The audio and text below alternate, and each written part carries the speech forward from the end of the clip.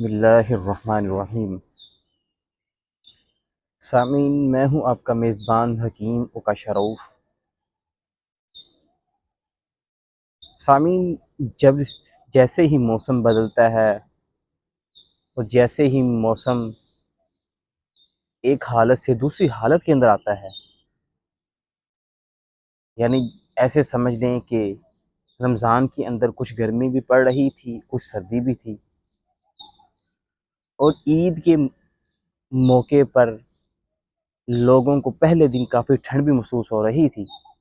इसी तरह जब मौसम का आगाज़ होता है जब मौसम का इख्तिताम होता है और गर्मियों का जो दरमियानी हिस्सा है, जब गर्मी फुल अपनी पीक पर होती है, गर्मी यानी अपनी शिद्दत के साथ उतर रही होती है, तो इस मौसम के अंदर इंसान किसी भी किस्म का कोई खाना खाता है, किसी भी किस्म की मशरूबात का इस्तेमाल करता है, किसी भी किस्म की लज़ीज़ मुतलज़्ज़ज़ चीज़ों से वो अपने आप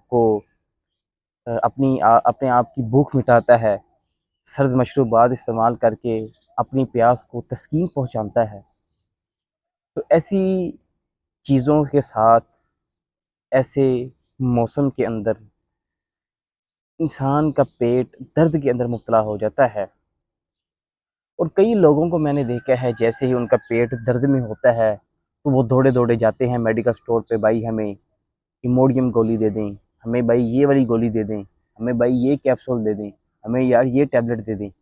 देखें, ये टैबलेट इस्तेमाल जो भी टैबलेट, जो भी कैप्सूल, जो भी चीज़ें आप इस्तेमाल करेंगे इस तरह की, इस्तेमाल करने के साथ-साथ फ़ौरी तौर पर आपको इफ़ाक़ा तो हो जाएगा पेट के दर्द के हवाले से, लेकिन वो वक़्ती तौर पर होगा, और बाद में जब वो पेट में दर्द होगा, तो वो ऐसी शिद्दत के साथ होगा कि आपको इमरजेंसी में भी जाना पड़ सकता है।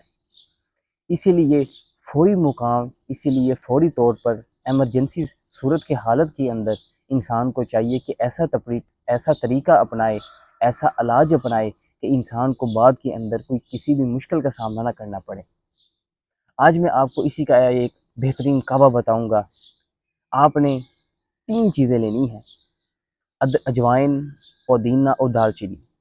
अजवाइन का एक छोटा चम्मच, इसी के साथ-साथ पुदीना ताज़ा ले लें तो बड़ी बेहतर है, उसकी 4-5 डंडियाँ डाल लें। इसी तरह दालचीनी पीसी हुई, उसका 1 चम्मच छोटा। आप 2 गिलास पानी में डाल के उसको 8 मिनट तक आप चूल्हे पर उबालते रहें, ढक्कन देकर उबालते रहें। यहाँ तक कि देखें कि पानी इवेपोरेट हो के 1 गिलास रह जाएगा, उसको आप चुस्की के साथ सिप ले के पिएँ, छोटे-छोटे घूँट भर के पिएँ। आपका पेट फ़ौरी तौर पर उसको सुकून मिलेगा इंशाअल्लाह रहमान। अस्सलामु अलैकुम व रहमतुल्लाहि व बरकातुहू।